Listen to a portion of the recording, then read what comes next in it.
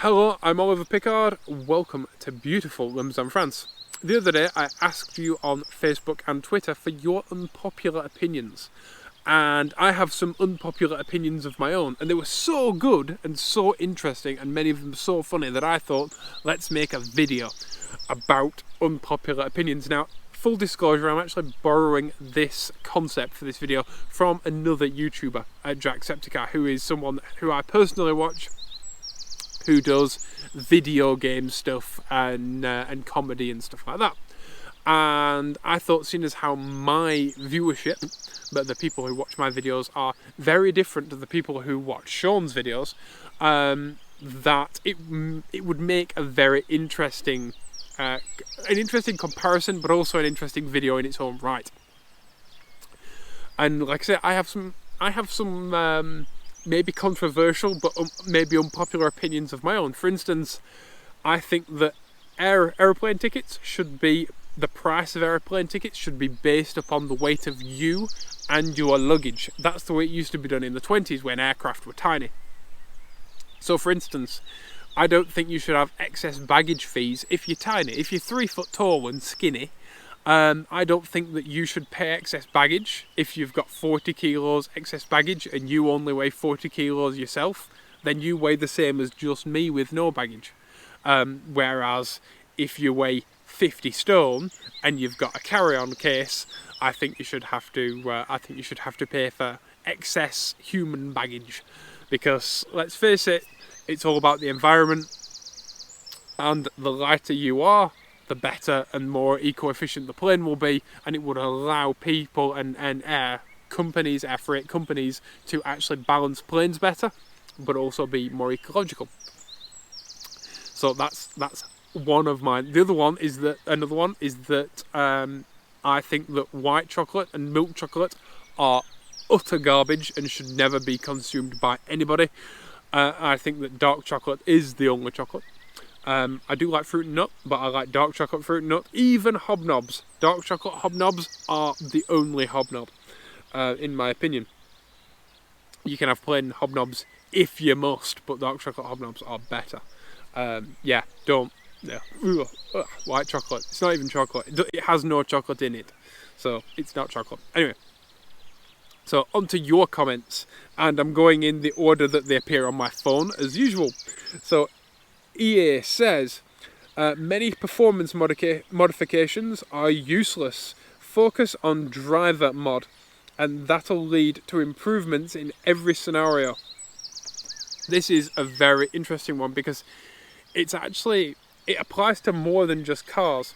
So, for example, I think that a lot of people who build road bikes or mountain bikes, who build the entire bike all at once and do a bunch of adjustments at once, get it wrong.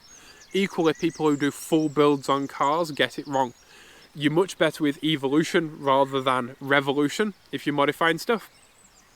A bunch of people they adjust multiple things at once rather than adjusting one thing, seeing how that works, and then adjusting something else and seeing if that made a difference. Because if you adjust a bunch of stuff at once, you actually don't know what made it better and what made it worse. You're just kind of guessing because everything is in relation to everything else. I was contacted by a young gentleman a while ago who had just bought a fast Ford Focus, and he asked me what the best modifications were. And I said to him, right, that your car is really good. Your car is actually faster than you are. You've just passed your test in a base model whatever car, and now you've got a fast car.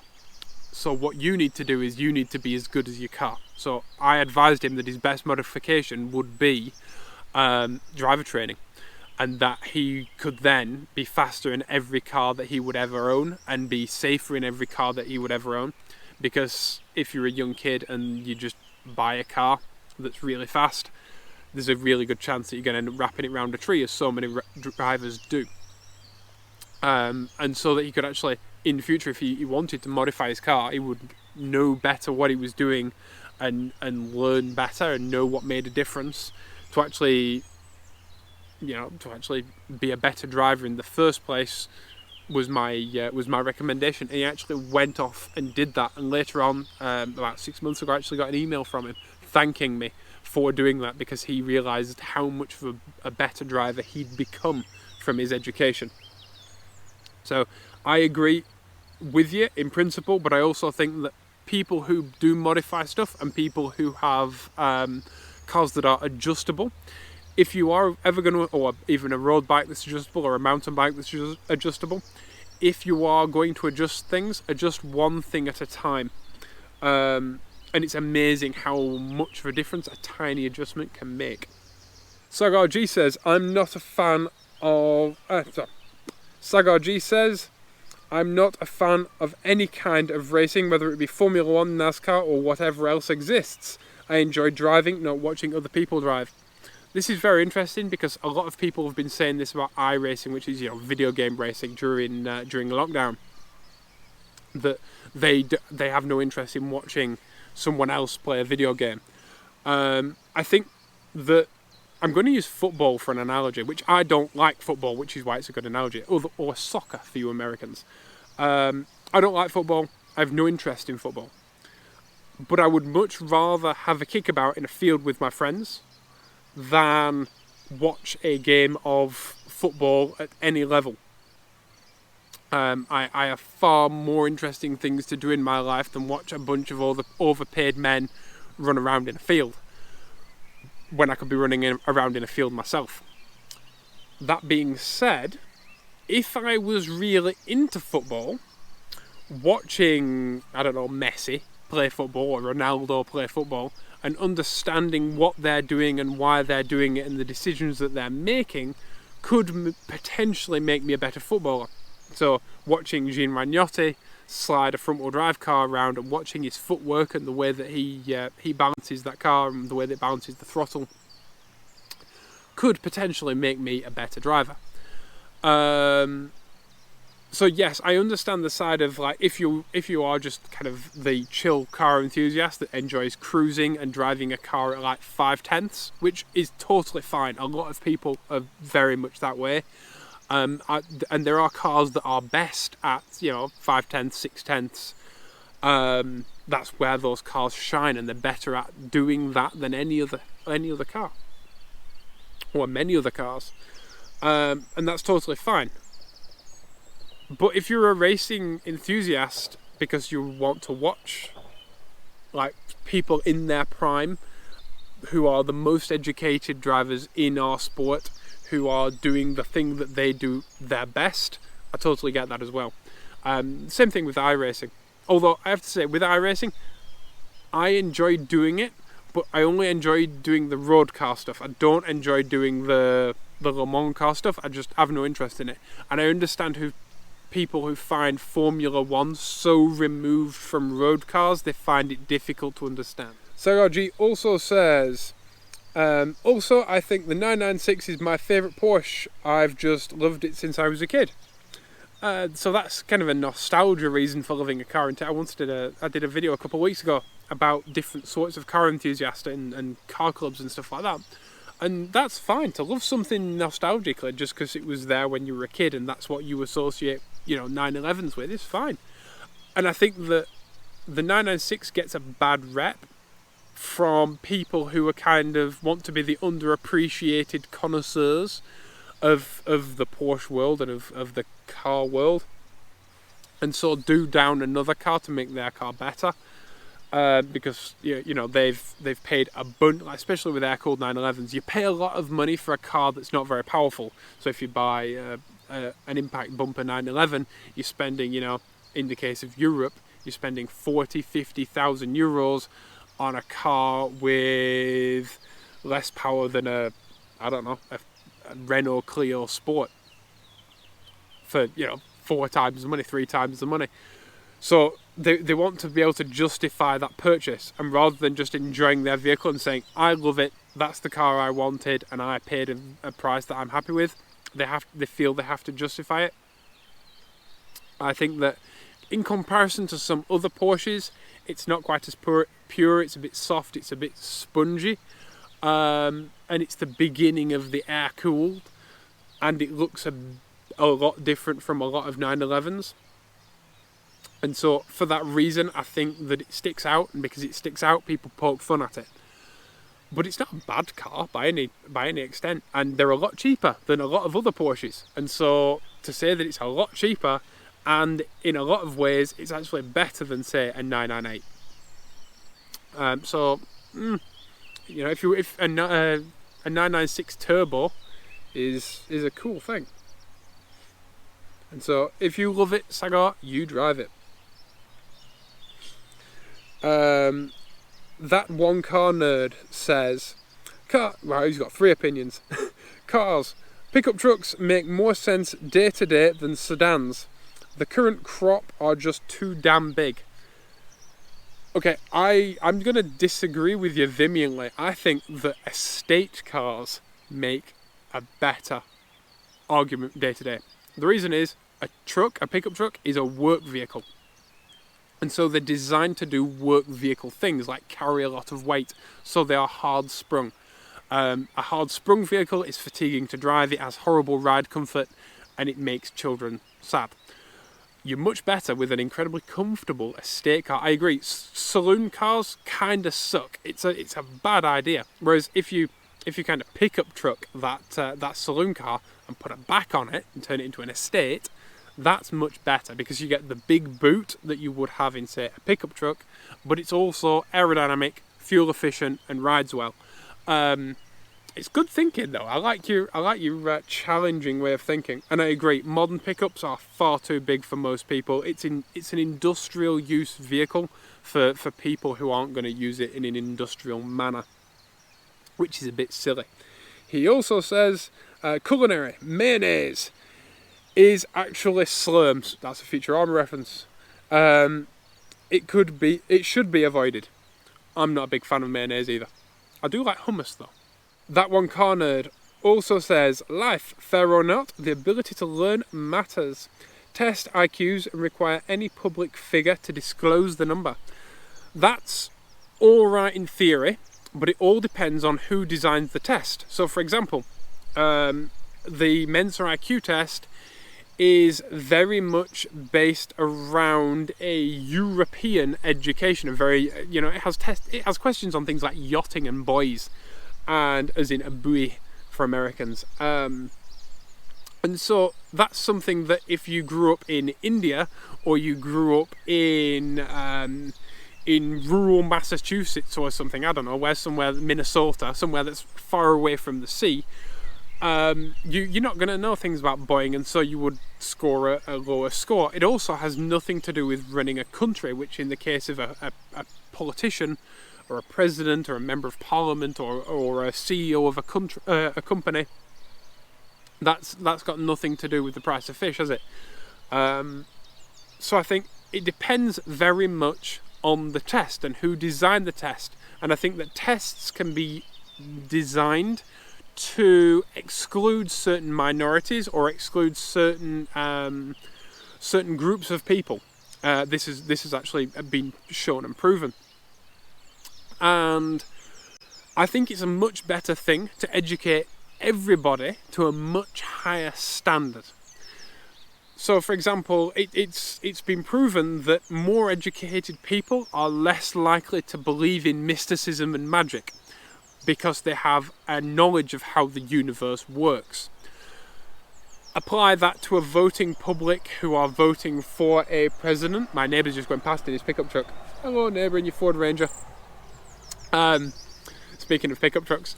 But yeah, it's been proven that more educated people are less likely to believe in mysticism and things like that. And if you apply that to a voting public who are voting for a president, say, I think that a more educated public can make a much better decision about a potential president, and that they're much likely to be able to spot a fraud than actually just test it, because a number means very little.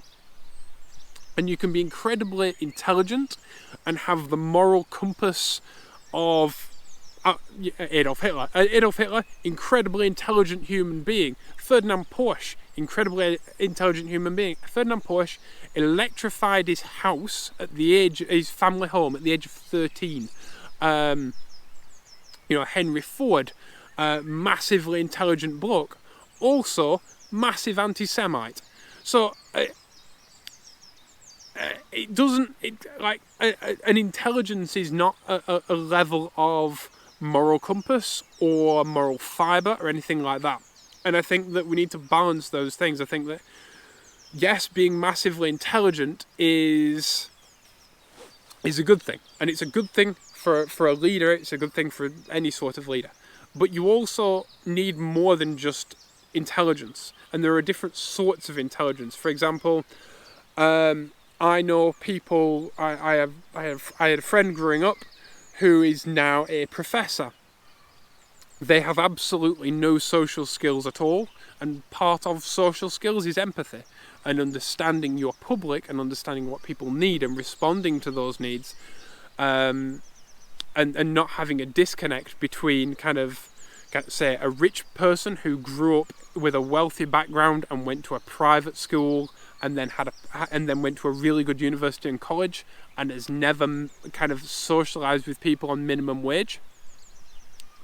That person may not make the best leader, whereas someone who has kind of had a foot in both camps and who was born to a lower class family and who has fought their way up to get a better education and to become a leader because they want to see a change in the world and they want to see and make changes that will benefit everybody, that person might make a better leader all round. So I think that intelligence is not everything, although it does help. And I think that we're much better educating everybody than testing one person. Demo says, Miatas or MX-5s or Mazda Unos Roadsters don't need an extra 100 horsepower.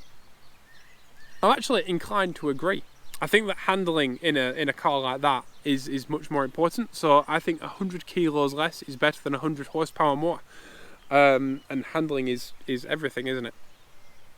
And it's definitely a momentum-based car. So things that add to that feel and add to that kind of driving style that's required for that kind of vehicle is more likely to enhance it than one that requires just gobs of power and then slamming on the brakes for the corner.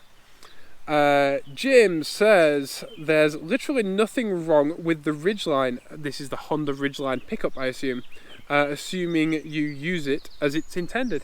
I actually quite like the Honda Ridgeline. I've never driven one, full disclosure, but I like the fact that it has loads of cubby holes and like loads of toolbox holes and stuff like that. Now, before I was talking about pickups as an industrial vehicle. Most people don't need an industrial vehicle. If you are moving giant sheets of plywood or things like that, you need a vehicle that can fit a giant sheet of plywood, yeah. But for most people who are kind of carting around mountain bikes or surfboards or anything like that, then it's a really good pickup truck. And I actually really like that it has all the cubby holes and all the lockable toolboxes and things in it. I like that because one of my personal issues in Europe, and I think one of the reasons why pickups don't really sell well in Europe, is because of the lack of security. So to be able to kind of go to one shop, buy a load of stuff, and then go to another shop and leave the car in the car park and the things in the back of the pickup not get stolen. And I know there's a lot of pickups now that are introducing lockable storage in the bed and in the sides of the bed. And I think that's really cool. But I think the Ridgeline was kind of a leader in that. And I kind of like it. I kind of like that it's just a small pickup. And a lot of people who keep asking for small pickups seem to gloss over the Honda Ridgeline. But yeah, if you don't need to tow a house and you don't need a massive pickup bed, you only need to be able to kind of take mountain bikes where you go in or take surfboards or tow a small caravan, I think it's perfect. And being Honda, it'll be Honda-y. And so one would assume good quality. Where are the tests? Says the E36 M3 is very good.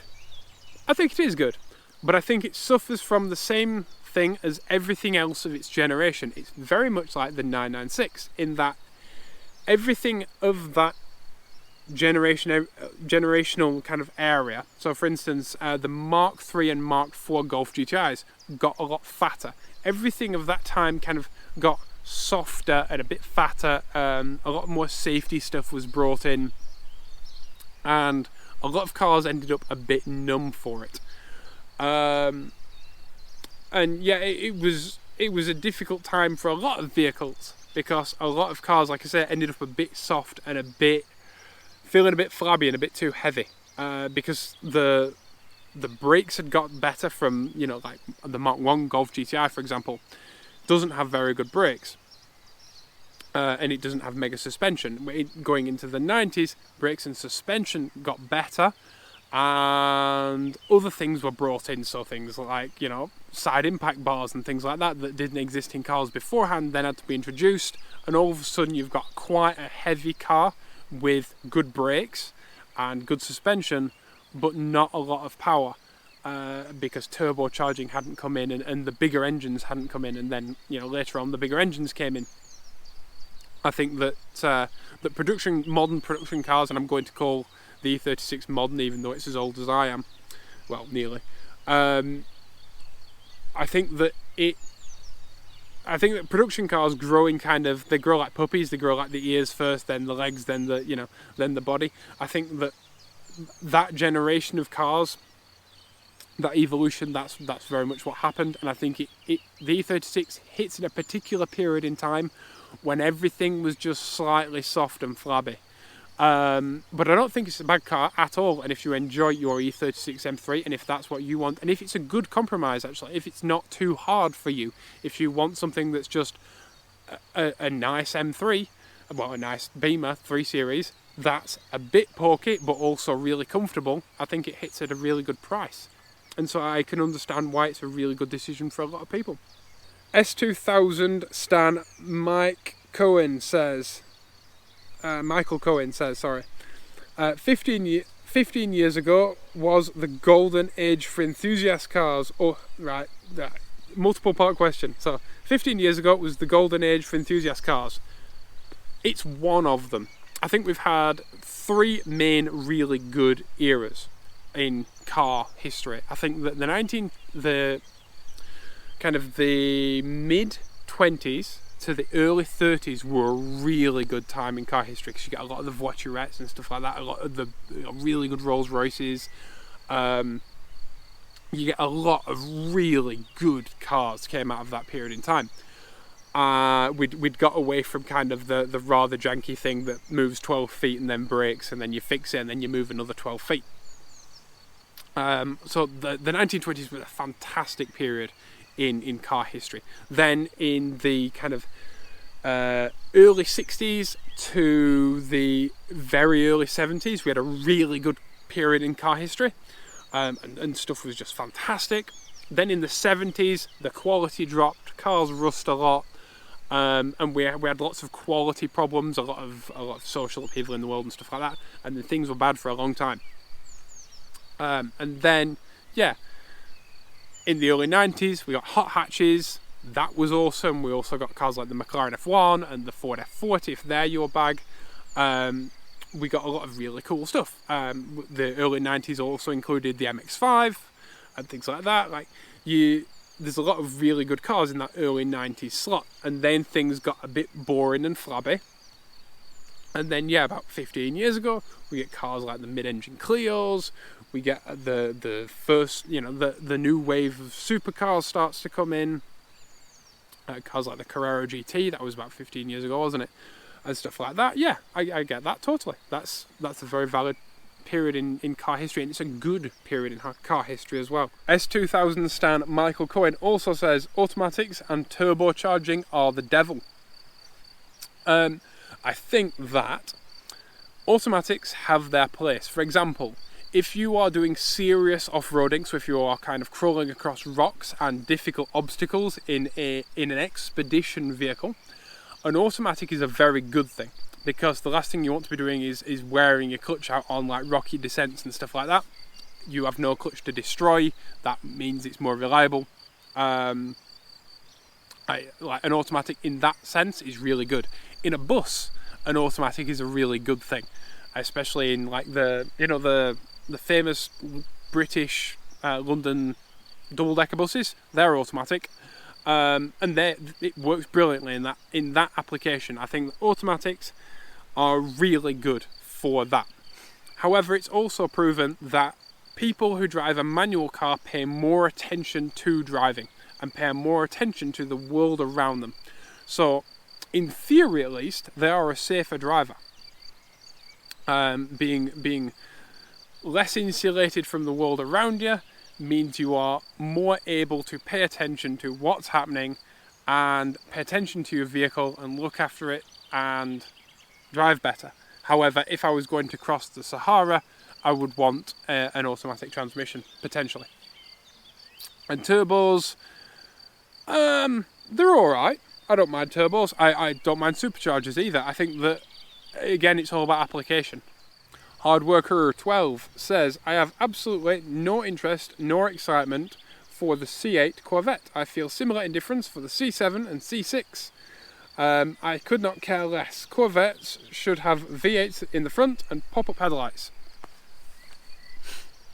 The first Corvette is a straight 6 and it has normal headlights. By that definition, the new Supras are more of a Corvette than the new Corvette. So I understand that. I understand that way of thinking, that, well, you associate the Corvette that you grew up with, that was around when you were a kid, as the Corvette, and all Corvettes before it and after it are pretenders, or rather after it are pretenders.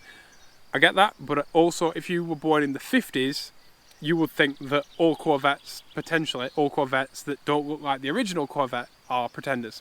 It's very difficult, isn't it? I think Corvettes, I think pop-up headlights are have gone out because, for instance, you have two lots of fuel economy figures. You have a fuel economy figure when the headlights are down, and you have a fuel economy figure when the headlights go up. For car companies chasing fuel economy, that's an issue. They're also heavy, they're also complicated, and it's much cheaper just to simply make a headlight unit that's aerodynamic. I understand why the Corvette has gone mid-engine, but I think that the problem with Corvette is, and it actually bears truth in another one of these questions, but the Corvette has always chased European cars. It's always tried to be like the Europeans, except perhaps for the C5 Stingray, which was very American. And so perhaps the C5 is the most American of Corvettes, which is possibly why it's a good idea, possibly why it's a good Corvette, because it wasn't trying to do what the Europeans were doing. I think that any time a car tries to emulate another set of cars from another place in the world, it fails. Even though it's a good car, it will always be one step behind because it's following and it's not trying to lead. So I can understand your school of thinking that the C5, because it's the most American of Corvettes, is actually a proper muscle car, it's a proper Corvette, and it's properly American. And it doesn't have that European influence to it. That's understandable. I get that. Your opinion is actually quite interesting. Yuri, oh God, sorry, Yuri Halevi says crossovers would have more cred with auto enthusiasts if they weren't popular. I think crossovers are like soft tops. Bear with me. And not soft top crossovers. But I think that crossovers are better when they are designed as a crossover from the beginning, rather than being another car that is then made into a crossover. So the Porsche Macan is a good crossover because it's a little chunky four-wheel drivey thing that does little chunky four-wheel drive stuff. That's quite good, and I quite like it. I also think that this Safari everything craze that a lot of the custom world is going through at the minute, you're just kind of making your 911 into a crossover, aren't you? Like, rather than just do that, like, keep your 911 stock and awesome. Like, a rally car is a different thing. A lot of people say, oh, a safari build is a rally car build. It's not. They're different things. A rally car is a rally car, a safari car is a safari car. And there are different sorts of rally car. There are tarmac rally cars, there are forest rally cars, and there are safari rally cars. But a lot of people are just turning stuff into a crossover. And that's not a rally car, nor is it safari. But like, just, rather than turning a 911 into a safari 911, maybe buy a Macan and leave your 911 stock. If you're going to spend 50 grand making that car into that car, just have both cars. Have two cars that do one job individually really well. One does, long distance four-wheel drivey stuff really well, but it also fits in a small parking spot. The other one does sports car-y stuff really well, and rather than end up with one compromised car, it's a bit like having, I always think this, my dad used to say it to me when I was a little kid, it's like having your only tool a Swiss pocket knife, a Swiss Army knife. I own a Swiss Army knife, and I love my Swiss Army knife. It used to belong to my grandfather. But imagine if your only tool was a Swiss Army knife and you had to do everything with that Swiss Army knife. It works in a pinch, but it's very compromised. And I think you're always better with a car that, if you want a comfortable car, have a car that's the comfiest car that can be imagined, rather than a comfortable car that's also trying to be a sports car, because they're two opposing things. But I don't think there's anything in theory wrong with crossovers. For example, a Suzuki Jimny is a crossover in kind of theory. It's a tiny sports utility vehicle. I think that good ones are good and bad ones are bad. And the good ones are really good and the bad ones are really bad when it comes to crossovers, aren't they? But I think that stuff that's designed, like I say, soft tops. Cars that are designed as a soft top from the beginning make good soft tops. The MX-5, for example. Whereas the 350Z, when you're a 370Z or whatever, is there a 370Z soft top? I have no idea. But the 350Z, when they cut the roof off that, it was terrible. Zerin says, coconut in any form is the devil. I don't I don't think it's the devil, but actually coconut gives me indigestion. And he says that shaved coconut is like fingernails. My brother hates green beans. I love green beans. But my brother hates green beans because of the texture. He says that the texture on his teeth freaks him out. I think he's weird for that. But I do understand the texture thing. I only wear natural fibres, like for clothes, because the idea of wearing crimpline anything or nylon anything or polyester anything literally makes my insides crawl. So I understand the texture thing. Also, coconut gives me indigestion, so do radishes. Radishes give me heartburn. I have no idea why. I'm not a picky eater, but it's just true. So I can understand that. I'm also not a big fan of coconut milk in curries. But there we go. Steph from iDriver Classic. Hello, Steph. A fellow YouTuber says, alcohol is the devil. Life would be better without it. Steph and I are both in the automotive sphere as far as YouTube. I say Steph's a YouTuber as well. And I think that cars and alcohol never should mix, and that the legal limit for alcohol in your system while driving should be 0. If you are passionate about driving, you are passionate about road safety. You want safe roads, therefore you can drive on them, and you are passionate about being a good driver. There is nothing about any of that which involves alcohol. So I truly believe alcohol and cars should not mix. However, on a day when I'm not driving anywhere, while I'm sat around my fire pit, I do really like a nice Chateauneuf de Pape or whatever, or a nice glass of brown beer or a Ricard. I do enjoy a single really nice drink. I would rather spend a lot of money on one drink and have a really, really nice drink. And I'm not a person that drinks every day. I may only drink, once a week, or I might. In fact, I haven't had a beer for, and this is nothing to do with lockdown. I haven't had a beer for at least 2 months, maybe even 3 months. So, yeah, I think that If you enjoyed the thing itself, yes. If you enjoyed to be drunk, no. There are certain people who should never drink, ever. There are certain people who should never touch alcohol because it doesn't agree with them. And if you're one of those people, that's okay. This is another thing as well. People who go on, have a drink. Those people are bad people. Don't do that, and don't be forced into having a drink, and don't feel like it's bad to just sit and have a Perrier or whatever. Your non-alcoholic drink of choice. I think that judgment of any kind like that is silly and daft and immature. But again, if you're not driving, it's okay to have one. I know people who have a drink or have multiple drinks and then get in a car, and I really don't like that, and it's something that really makes me angry. I have very, very strong feelings about that. Again, road safety. Those people who have accidents, put all our insurance premiums up and risk the lives of other people. Here's an unpopular opinion of my own. I think that texting while driving or using your phone in your hand while driving should result in a driving ban. Instantly. Because you are making the decision to risk people's lives for the sake of a phone call.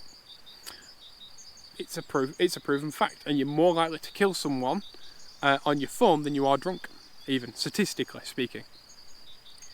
But both should be completely not allowed, and using your phone, like I say, while driving should result in a ban, in my opinion. So, Steph, I kind of agree. I don't think it's necessarily the devil, but I think it's something that, I don't suggest prohibition and banning it, because we all know banning things doesn't work, but I do suggest moderation, education, and awareness, and a bit of self-awareness. But yes, Steph, if you don't want to have a drink, that's completely fine with me, love.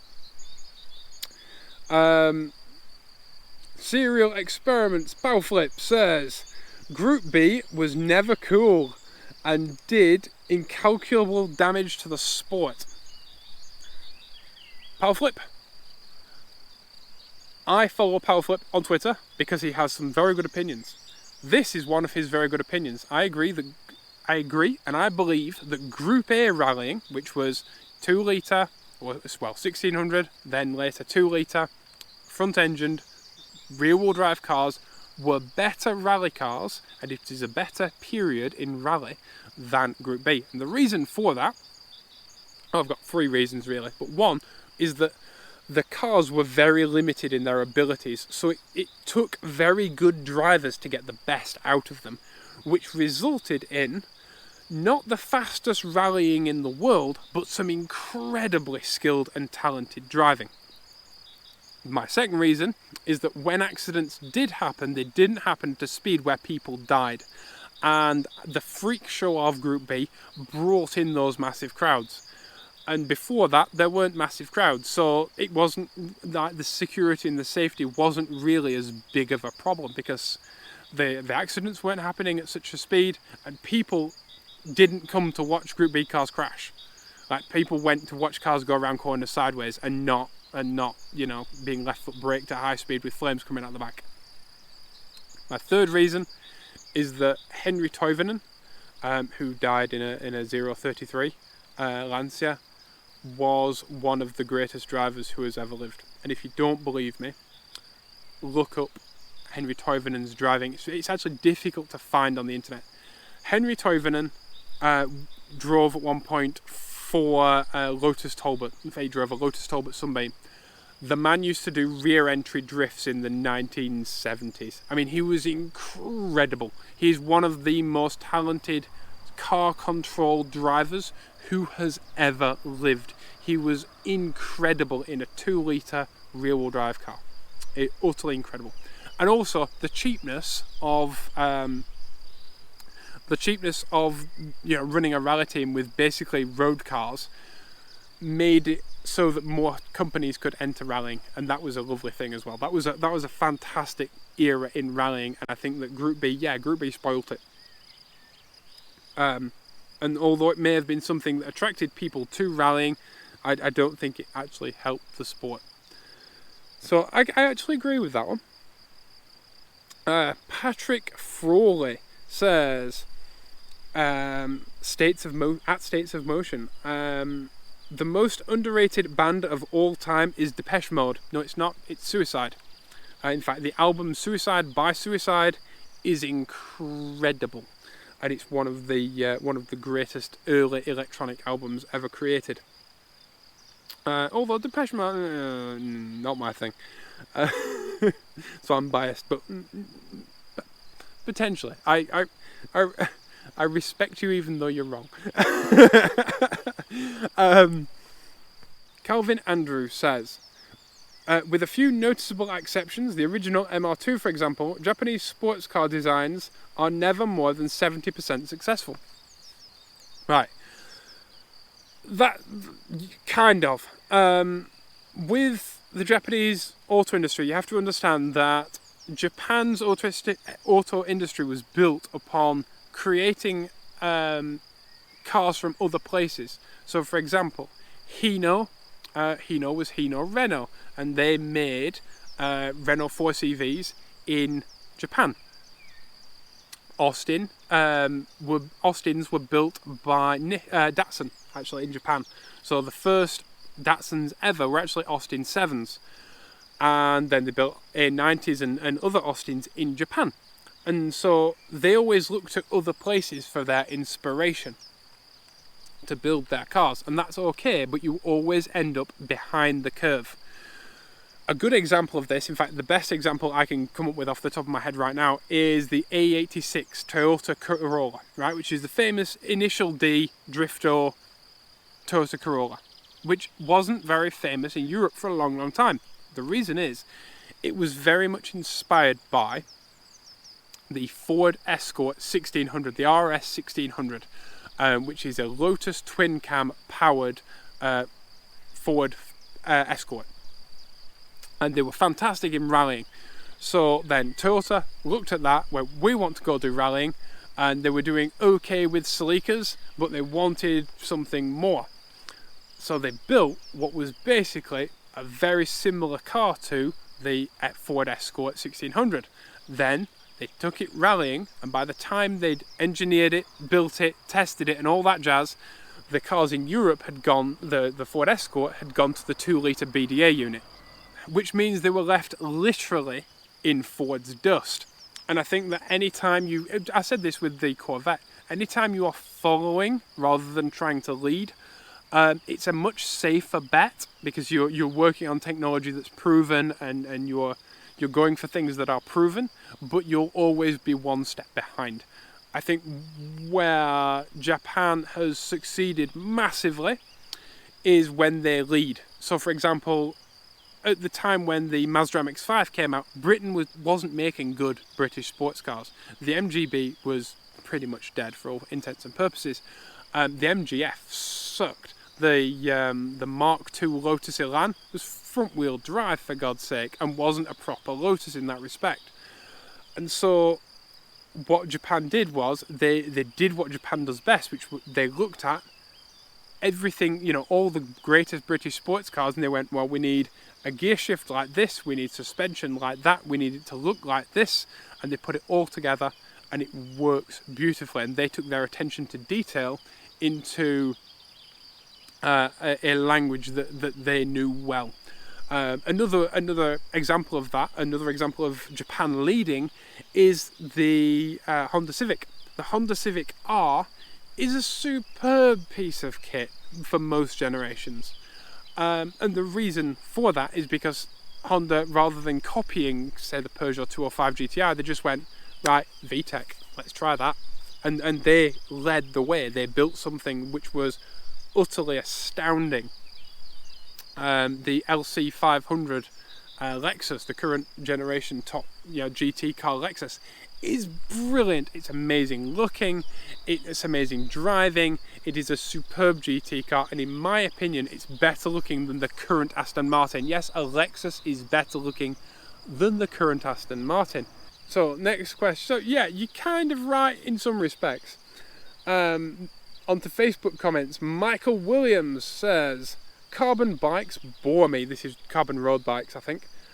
And old carbon road bikes, and cheap knockoffs are ticking time bombs.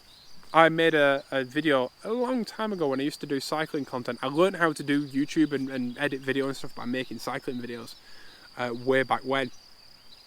And I made a video called Why Steel is Real.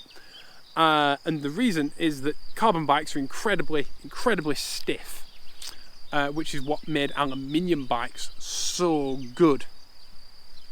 Steel bikes are incredibly expensive to produce. Aluminium bikes are incredibly stiff, but they're incredibly fatiguing. Carbon bikes are lighter than aluminium bikes, but not quite as stiff. And now they've brought in, because carbon bikes to be as stiff as aluminium bikes were, they then had delamination problems and bottom bracket problems and all sorts because of the vibration issues. Because vibration destroys everything. In cars, in bikes, in planes, in everything, vibration is a huge problem. So now they've incorporated loads of rubber parts into carbon road bikes to make them more comfortable so they're not fatiguing and horrible to ride. But it is in the bike industry's interest to have a product which goes out of date. It's in the bike industry's interest to have bikes that age out and become old-fashioned so that you buy a new one. That didn't necessarily happen with steel bikes, and steel bikes, like I say, they're hand assembled and they are incredibly expensive to make, especially if you make them in Europe. But steel bike technology hasn't changed since the early 90s.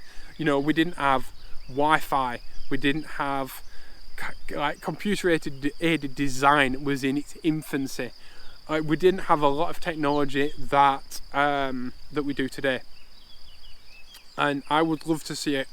I don't know if you've heard of Bastion cycles, but Bastion make a bike that uses 3D printed titanium gussets with carbon fibre tubes. I'd love to see a completely 3D printed titanium bike that can be stiff where you want it stiff and flexy where you want it flexy, and would last forever.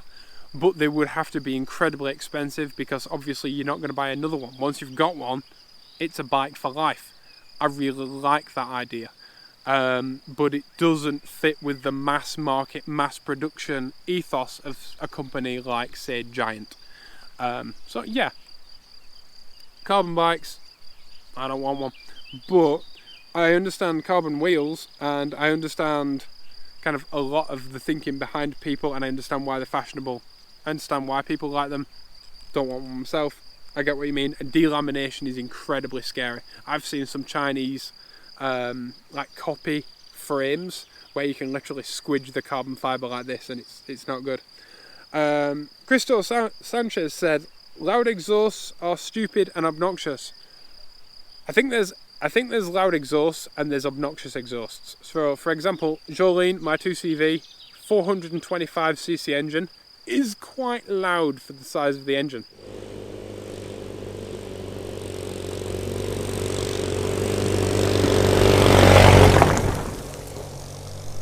But it putters, and so because it's an odd noise when I'm driving through towns and things, people who would normally just step out into traffic tend to look before they step out, because they go, oh, what's that noise? And at full chat, she can be heard from a reasonable distance away. She's on a standard exhaust and everything, but it's the nature of the beast. Also, she's carbureted, so she makes intake noises. And intake noises are always better than exhaust noises, it's just a fact. I do think though that things like the silly Harley Davidson exhaust, where it's two tubes from two cylinders that never meet, they're separate pipes, so they got but. Yeah, they're terribly inefficient and loud for the sake of being loud. I also think that burble tunes on cars, which is tuning a car so it spits extra fuel into the exhaust, just for the sake of noise, I don't like that.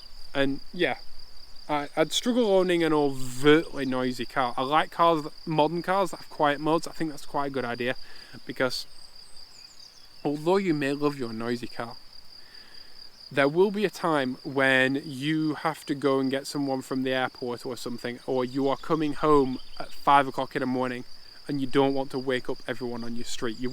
There are times when discretion is the better part of the automotive world, and you just want to be nice and quiet and just quietly coast into your driveway. And for that, a quiet mode is kind of lovely.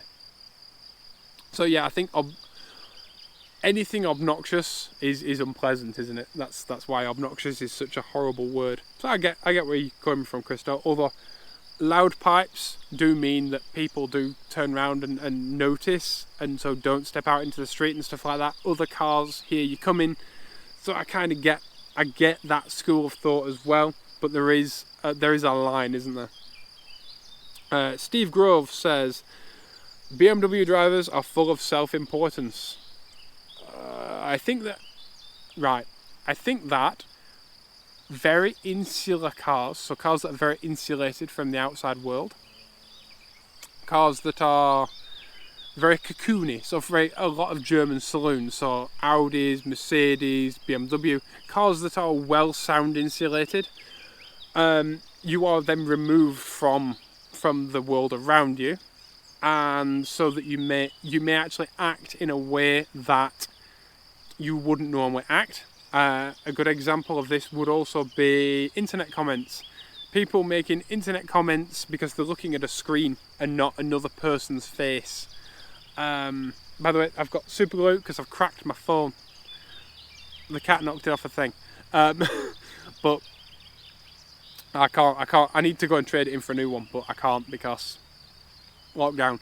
But when you're insulated because you're looking at a screen, you may say things to a screen that you would never say to another person's face because that kind of empathy side of things isn't there. If you're very insulated in a car, you may react in a very different way than you would if you were in a Caterham with no doors.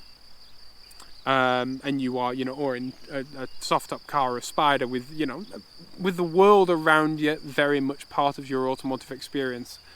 I think that takes a person who is incredibly conscientious and thoughtful and empathetic towards others, and I think that's something that's lacking in a lot of people.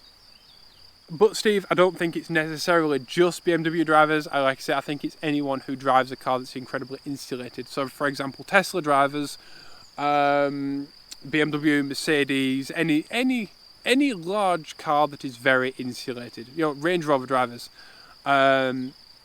People who drive large cars and don't necessarily look.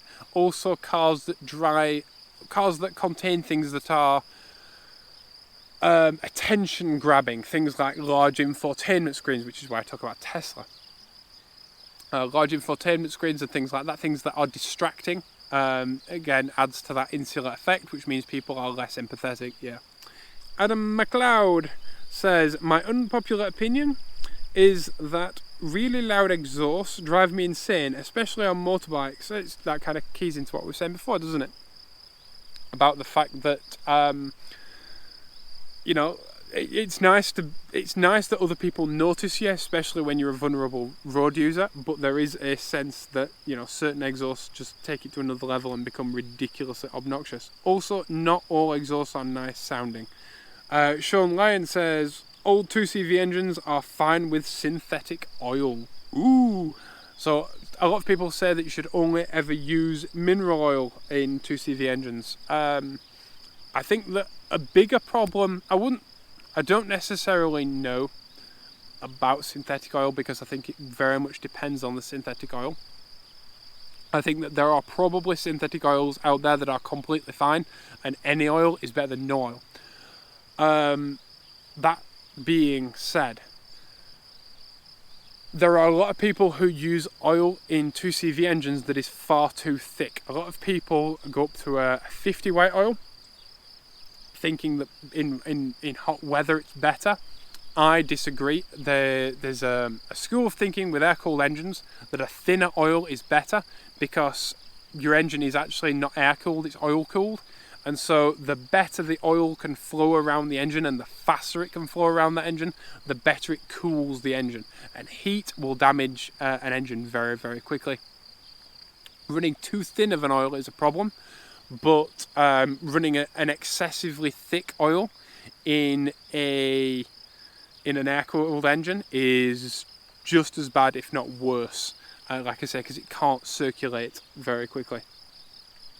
So, are there Are there synthetic oils? I bet there are synthetic oils out there that are brilliant, but I kind of like the smell of certain mineral oils, and certain mineral oils are made of more environmentally friendly stuff than some synthetic oils, and that might be your bag when it comes to oil choice. Oil choice is a science that I'm not massively educated on, and different brands and the way that different brands put more zinc or less zinc or detergents or whatever. I know that gearbox oil that has detergents in is really bad for a lot of classic cars. But like I say, I'm not an oil specialist. I'm not a chemist of any kind. Dan Roaroff says, tyres on modern cars are too wide and the wheel diameter is too big. This is true. It's because they're all too heavy. Basically, cars are now far too heavy for the roads they're actually driving on, which is what's destroying our roads and creating giant potholes in a lot of places in the world. I know Britain's bad for that. I know New York's bad for that. I know LA is bad for that. The amount of traffic is one thing, but the fact that, for example, a Range Rover has gotten a lot lighter in the last few years. Now they've made them out of aluminium and stuff, but a Tesla, a new electric car, is still 2 and a bit tons. And that's incredibly heavy, even though it doesn't look like a giant chunky four-wheel drive. It's still very heavy, which means it puts a lot of pressure into the road. It also means it needs massive brakes. And massive brakes mean massive wheels, because it's heavy, it needs to stop, big brakes. And because it has all that weight, it needs big tyres. Tyre pollution is a thing, believe it or not. And they've actually found tyre rubber in air. In really congested places and stuff like that, and that's not good. So the smaller the tyres, the lighter the vehicles, and the smaller your motor you use and everything. You use less stuff to build the car, it takes less to run the car, and less consumables and stuff like tyres. So yeah, smaller, lighter cars are better. And yeah, big heavy cars are destroying our roads, which sucks. Is that the last one? Yeah, it is. Right, I'm going to leave you with my final thought. I'm going to leave you with my final unpopular opinion. And you can all argue this one in the comments if you like, or any of the comments any of the opinions we've discussed in this video. But I'm going to say that we should have a fast car driving license. There should be another driving license, which is a performance driving license required for any vehicle over either 150 or 200 horsepower. I'm not quite sure. And the reason for that is because you can go straight out after doing your driving test and you can buy anything if you are rich enough. There is no limit between passing your test in a Peugeot 207 to buying a Ferrari. So you can go straight from a new road Ferraris, and the new road Ferraris and road car is a 900 horsepower car. So you can pass your test in whatever it is, a 60 horsepower car, and then you can win the lottery and you can go out straight out and buy a 900 horsepower car. And in no way does the standard driver education cover the education you require to drive a 900 horsepower car. They are so far removed from each other that they might as well be called separate things. They might not as well not be cars. The only thing that they have in common is 4 wheels and a steering wheel.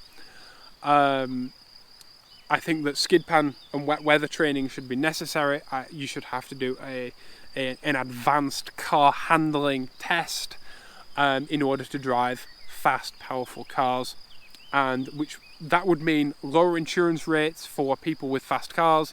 It would also mean less road deaths, and it would mean that people in charge of fast vehicles really know what they're talking about. And I know that a lot of people watching this video are car enthusiasts.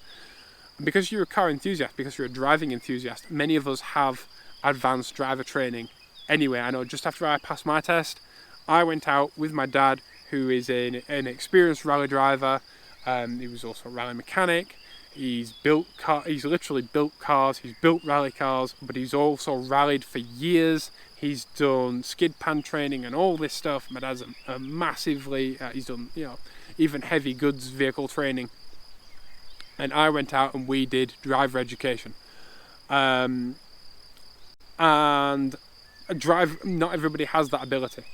And I think that anybody who loves driving should want more education, should want to be better at the thing that they love. You know, if you love driving, you should want to be a better driver. Not everybody does that.